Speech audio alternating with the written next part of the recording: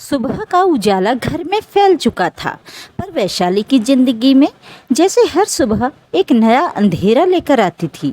एक तरफ 3 महीने की बेटी रिद्धि की परवरिश, दूसरी तरफ पूरे घर की जिम्मेदारियां। जैसे उसकी सांसें भी अब दूसरों की सेवा में बंध चुकी थीं। उसे लगता था इस घर में उसकी पहचान बस एक बहू तक सीमित रह गई है, जो हर आवाज़ पर हाजिर हो जाए, चाहे खुद का मन कितना भी थका हो। भाभी, आपने ये क्या प्रेस की है? मैं इन सिलवटों से भरे कपड़ों में कॉलेज जाऊंगा। सोहम चिल्लाते हुए बोला। वो कल प्रेस वाला नहीं आया था, मैंने कर दी थी। बीच में रिद्धि उठकर रोने लगी थी। वैशाली बोली, जब से रिद्धि आई है आपके पास एक ही बहाना रह गया है, रिद्धि का। देवर के मुंह से ये सुनकर वैशाली हतप्रभ रह गई। वो सबको खुश रखने की कोशिश करती है। वैसे प्रेस सोहम भैया भी कर सकते थे। घंटों क्रिकेट मैच देखने में जाया कर देते हैं, पर जब काम की बारी आती है तो पढ़ाई याद आ जाती है। वैशाली कसमसा कर रह गई, कुछ बोल न पाई। तभी प्रिया की आवाज़ आई, भाभी, नाश्ता तैयार हो गया क्या? मेरा ऑफिस जाने का टाइम हो गया। दौड़ती भागती वैशाली किचन में पहुंची।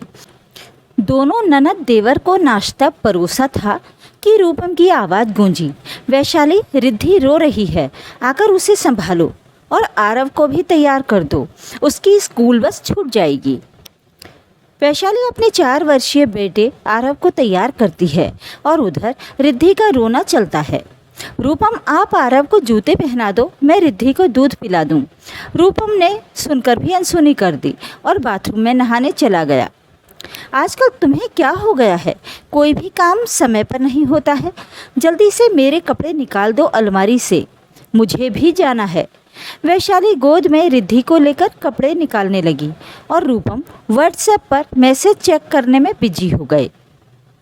अरे ये वाली शर्ट नहीं, वो वाइट वाली निकालो, आज बॉस के साथ मीटिंग है, तुम्हें कल रात को बताया तो था, भूल जाती हो।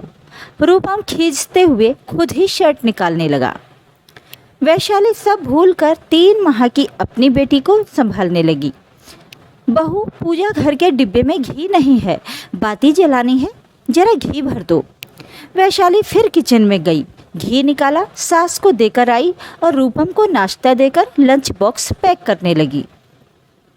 वैशाली, 1 कप चाय और बना दो, सुबह की चाय कड़क नहीं थी, मज़ा नहीं आया। ससुर जी अखबार पढ़ते पढ़ते बोले, जी पापा, अभी बनाती हूँ। किचन समेटते हुए वैशाली ने चाय चढ़ा दी। सुबह से वैशाली एक पैर पर दौड़कर सबके काम निपटाने में लगी थी। इधर नई नई माँ बनी थी, बच्चे को दूध पिलाते ही उसे भूख लगने लगी। सास ससुर ने अभी नाश्ता नहीं किया, वो कैसे कर ले? उसे कुछ समझ नहीं आ रहा था। ये भी कोई कानून हुआ? बहू को भूख लगती रहे पर सास ससुर ने खाया नहीं, इसलिए वो भूखी रहे। फिर सास ससुर को एक उम्र बाद भूख कम लगती है, वो तो सुबह से लग जाती है। बेटी को भी दूध पिलाती है, उसे तो जोरों की भूख लग रही थी। रात को रिद्धि सोने नहीं देती थी। नींद की कमी और वक्त पर खाना नाश्ता नहीं खाने से उसकी तबीयत बिगड़ने लगी। अपनी सहेली को उसने अपनी परेशानी बताई। एक मेड रख ले, वो तो आती है केवल झाड़ू पोछे के लिए। अरे झाड़ू पोछे के लिए कौन बोल रहा है? मैं तो रिद्धि के लिए बोल रही हूँ। वो क्यों? मेरे होते हुए मेड रिद्धि के लिए? तू मेरी बात सुन तो सही। ये कहकर वैशाली की सहेली ने उसे कान में कुछ कहा। ये सुनकर दोनों सखियां हंस दी। वैशाली अपने रोज के काम कर रही थी, तभी घंटी बजी। वैशाली, दरवाज़ा खोल। सास चिल्लाई, मम्मी जी, मैं आटा गूंथ रही हूँ, आप ही खोल दीजिए। तू कौन? हमने तो तुझे नहीं बुलाया, वैशाली मेम साहब ने बुलाया है। वो क्यों? सास अचरज से बोली, हमारे यहाँ तो मेड पहले से आती है। मैंने बुलाया है मम्मी जी। ये रिद्धि और आरव को संभालेगी और मैं आप सबके काम करूँगी। कितने में रखी है बहू? केवल 5,000 में। क्या 5,000 रुपये महीने? हमारे होते हुए तुमने रिद्धि और आरव को संभालने के लिए मेड रख ली? बड़े पैसे उछल रहे हैं। अपने पति की कमाई यूं उड़ाते हुए शर्म नहीं आ रही है? तो मैं क्या करूं? सोहम भैया कॉलेज जाते हैं, घंटों घूमते हैं, टीवी देखते हैं, पर अपनी एक शर्ट भी प्रेस नहीं कर सकते। प्रिया दीदी बना हुआ नाश्ता लेकर खा नहीं सकती।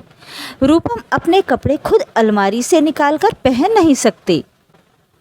आप घी के डिब्बे में से घी नहीं निकाल सकती।